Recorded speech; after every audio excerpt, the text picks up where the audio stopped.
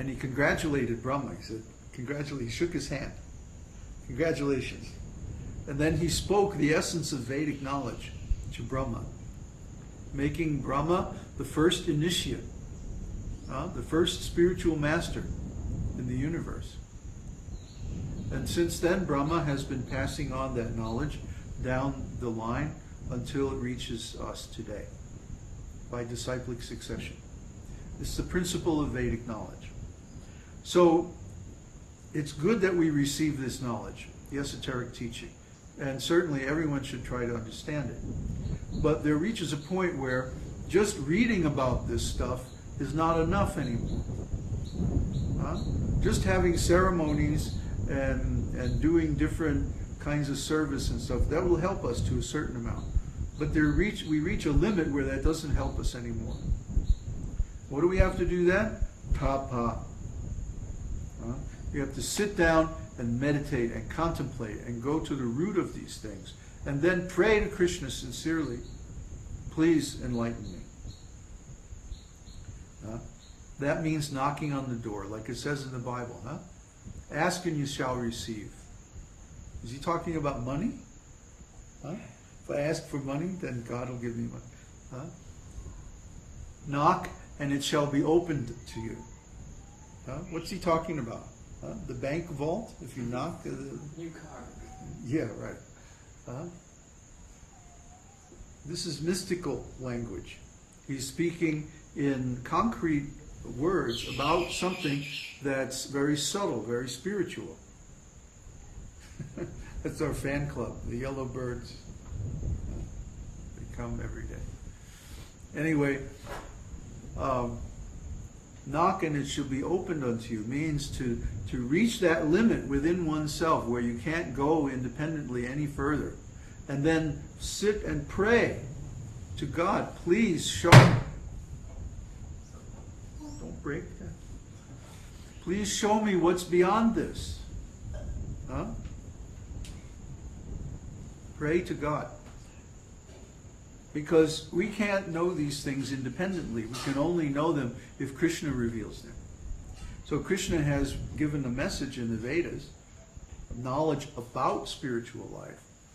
And it's good to have this knowledge, but it's not sufficient to reach actual self-realization.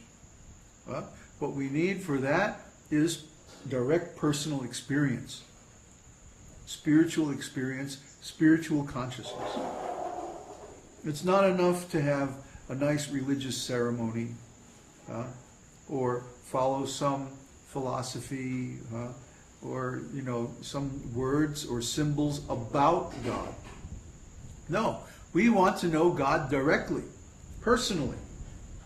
My consciousness to his consciousness, direct link. And that's possible. It's not only possible, it's already there. How do you think that we remember things? Kṛṣna says, I am memory. I am forgetfulness. I am the intelligence and the ability in man. Kṛṣna says that in Bhagavad Gita. And we've drawn this on our diagrams and explanations on our transcendentology site about how consciousness works. That Kṛṣna is the actual doer in the body. And he's actually giving us memory and inspiration for so many things. But because we don't want to see him, he's hiding himself. He's hidden himself so well that we can't see any trace of his actual existence. All we see is his creation through the senses. So if we remain in the senses and we only experience things through the senses, then we'll never see God directly. And this is the condition of most so-called religious people. They pray to God as if he's far away. Far, far away in some other world someplace. So we have to make a really loud noise so that he can hear. It's wrong. God is so close that he knows everything we do, everything we think, every desire, every impulse in our hearts. He knows us better than we know ourselves, actually. Because he remembers what we did in previous lives. He says that to Arjuna in Bhagavad Gita. I remember what you did in the previous life, but you forget. So we have this desire to exploit and enjoy the material world. And so we become focused, like obsessed with the material senses. But that's not all there is. In fact, that's actually a very, very small subset of the reality. But because we've forgotten the world of consciousness, that we cheat ourselves out of all the wonders and joys that we could experience when we come to know our consciousness as it is, and also connect with God. Because we're not going to connect with God on the level of the material senses.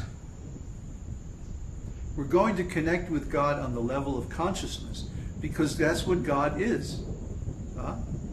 The Vedanta Sutra begins with the words Atato Brahma Jignasa. Now is the time to inquire into Brahman. What is Brahman? The source of everything. Janmad Yasya Yataha. So God is the source of everything. That includes our own self, our soul, our consciousness. So if God is the source of our consciousness, if we follow our consciousness back to its source, we'll find God. And that is the case. That is my experience.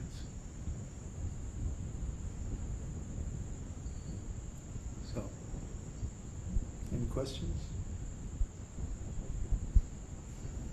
No questions?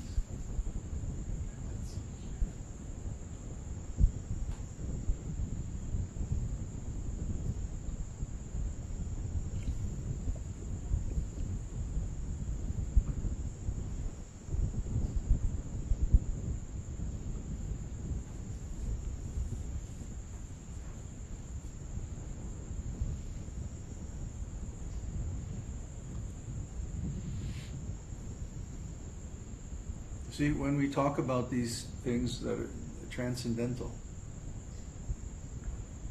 it's like people's intelligence becomes stunned. Because we're talking about things that are beyond their experience. So they're like, what? Their intelligence becomes stunned because we're used to inquiring within a certain domain of material consciousness. And then when we go beyond that domain, it's like we get lost. There's no signposts, there's no way to measure where we are or who we are or what's going on. That's why it's very important not to change the meaning of the scriptures. You know, like now they're trying to change Prabhupada's books and so many things. And this is very dangerous, very stupid. Because the real meaning, the original meaning, is very clear. But it's uncomfortable for people. If we have to like give up these material senses and just go into this world of consciousness where everything is just like light and stuff, oh my God, now what are we going to do? So we change the meaning to make ourselves comfortable. Oh, it doesn't actually mean that we come naked face to face with God in pure consciousness. It actually means we just perform these little rituals and go out and collect some money, and then it's all okay. Either they're afraid to do that or they can't do it. And so they have to change. They have to change the meaning so that then they have some meaning that they like. Yeah. So, What makes us comfortable? What makes us feel like we're in control? If we start talking about this mysticism stuff, it freaks everybody out. It's too weird. What do you mean? Consciousness?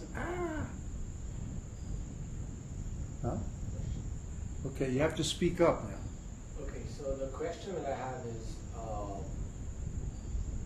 every living entity is also conscious and spiritual, And so suppose I'm interacting, say, with Connor, and Connor then is part of the contents of my consciousness. So am I conscious of Connor? Like, am I directly perceiving Connor, or am I perceiving his material manifestation? Well, as soon as you say Connor, that's a material designation that applies to the body. Huh? No.